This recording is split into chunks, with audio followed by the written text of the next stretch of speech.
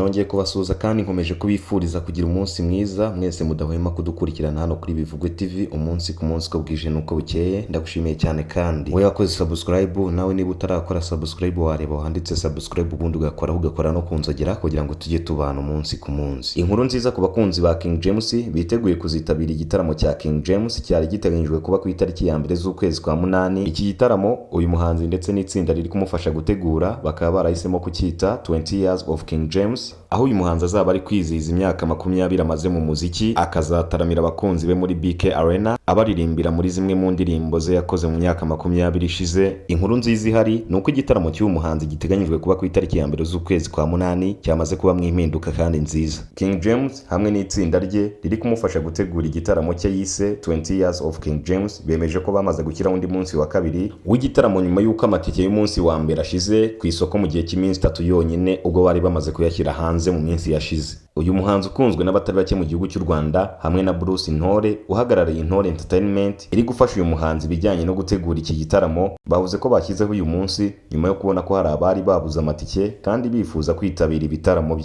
Nyuma y'uko hari abakunzi ba King James bifuzaga kugura amatike kugira ngo bazitabire ibitaramo bye byari biteganyijwe kubera muri BK Arena ku itariki ya mbere z'ukwezi kwa munani, amatike yaje kubashiriraho nyuma y'iminsi 3 yonyine amaze kugera ku isoko. Hanyuma rero ntibaza kubyishimira maze bifuza ko King James nk'umuhanzi mukuru mu gihugu cy'u Rwanda yazimura igitaramo cye akagikura muri BK Arena maze akakijyana muri Stade Amahoro yakira abantu 45,000 kugira ngo buri mufana we wese ahisange. Nyuma y'uko amatike amaze kujya hanze agashira nyuma y'iminsi 3 yonyine, hari abakunzi ba King James bakomeje kumugaragariza urukundo kandi bamwereka ko bifuza kuzitabira ibitaramo bye ariko batabonye amatike. King James hamwe n'iri tsinda riri kumufasha gutegura iki gitaramo cye cyari giteganyijwe kuba ku itariki ya mbere z'ukwezi kwa munani, baricaye barareba maze basanga hari abafana benshi bifuza kuzitabira iki gitaramo, basangaho kugira ngo igitaramo kizimurirwe muri Stade Amahoro nk'uko abakunzi be bakomezaga kubimusaba, kandi Stade Amahoro kuyikodesha ikaba ihenze cyane ndetse n'amajwi akaba adasohoka neza uko bikwiye, kurya umuhanzi mukuru nka King James yayifashisha akorera mu bitaramo basanze bidakwiye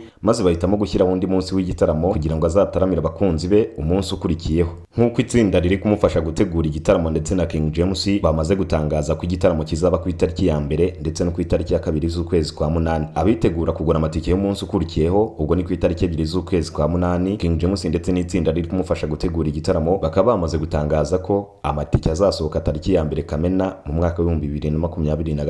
King James watangaje ko ubundi mu Rwanda bitari bimenyerewe ko umuhanzi yakora igitaramo kabiri, ubwo ni ukuvuga gutaramira abakunzi umunsi wa mbere n'uwa kabiri igihe bibaye ngombwa ko amatike aba make ku isoko kandi abakunzi bakuza kureba icyo gitaramo ari benshi. Nyamara ibi bikaba byari bimenyerewe hanze y'u Rwanda, ariko King James we yamaze gutangaza ko yahisemo kumva ibitekerezo by'abafana kuko n'ubundi aribo bakorera umunsi ku munsi. Nyuma y'uko King James amaze gutangariza ibi abakunzi be ku munsi w'ejo washize, King James yabajijwe niba amatike aramutse ashize ku isoko yategura igitaramo cy'umunsi wa gatatu, avuga ko kugeza ubu nta gahunda afite, bigenze bityo byasaba ko yazaba agikora nyuma. Aha rero ni nawe yahise ateguza alubumu ye yo mu njyana ya jazz ateganya gusohora, akaba azakora igitaramo cyo kuyimurika nubwo atahise yemeza igihe nyamukuru iyi alubumu izasohokera. Nk'uko byamaze gutangazwa n'uyu muhanzi ndetse n'itsinda riri kumufasha gutegura igitaramo, bakaba bamaze gutangaza ko ku itariki ya mbere ndetse n'iya kabiri z'ukwezi kwa munani bazaba bari gutanga ibyishimo muri BK Arena. Ni ibirori bizitabirwa n'abantu batandukanye, yaba abahanzi bakiri bato ndetse n'abahanzi bakuru bazaza gushyigikira uyu muhanzi mu rugendo rw'imyaka 20 amaze mu muziki, akazaba ari ibyishimo bidasanzwe. Kugeza magingo aya